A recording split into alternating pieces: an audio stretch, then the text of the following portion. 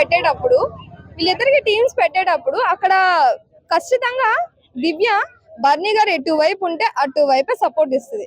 అది గెలిచినా గెలవకపోయినా గెలవాలని మనసులో అనుకుంటది. ఓకే, సంచలకంగా మాత్రం కరెక్ట్ చేయాలి కదా. ఎప్పుడు నాకైతే కరెక్ట్ చేసినట్టు అనిపించదు. ఎప్పుడు బర్నీ గారు సపోర్ట్ చేస్తూనే ఉంటది. బిగ్ బాస్ సీజన్ 9 లో బయటకు వచ్చే వరకు కూడా బర్నీ గారి కోసమే ఆడుతుంది, బర్నీ గారినే సపోర్ట్ చేస్తుంది. తనుజ మీద ఎప్పుడు గ్రెడ్జ్ పెట్టుకునే ఉంటది అని నాకైతే అనిపిస్తుంది. ఏంటండి,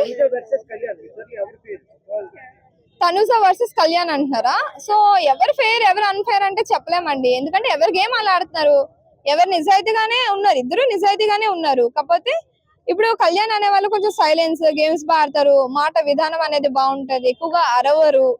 సో కొంచెం ఒక 1% ఎక్స్ట్రా ఉండొచ్చు తనుజ కంటే. తనుజ కూడా చాలా అమాయకంగా, చాలా కామ్ గా, ఒక అమ్మాయి అంటే ఎలా ఉండాలి అనేలా ఉంటది. సో తనకి తప్పించిన ప్రాబ్లం లేదు. ఎందుకంటే ఇప్పుడు అరిచి గొడవ పడి చాలా ఇదిగా ఉంటది. ఎప్పుడు టంగ్ కూడా స్లిప్ అవ్వదు. మీరు చూసుకున్నట్టయితే బిగ్ బాస్ లో మెయిన్ ఏంటి అంటే మనకి కోపం వచ్చేటప్పుడు మనం చాలా వర్డ్స్ అనేవి లూజ్ అవుతూ ఉంటాం.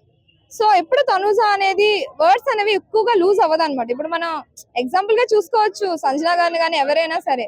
సో వాళ్ళు చాలా ఎక్కువగా లూజ్ అవుతూ ఉంటారు. సో తనుజ ముందు వెనక ఆలోచించి మాట్లాడుతుందని నాకైతే అనిపిస్తుంది.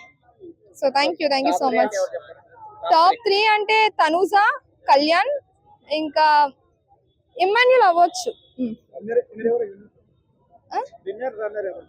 విన్నర్ రన్నర్ అంటే ఆబ్వియస్లీ నాకు అనిపిస్తుంది ఏంటంటే కళ్యాణ్, తనుజ కళ్యాణ్, అంతే. ఈ 2 పేర్లే చెప్పొచ్చు. Thank you so much.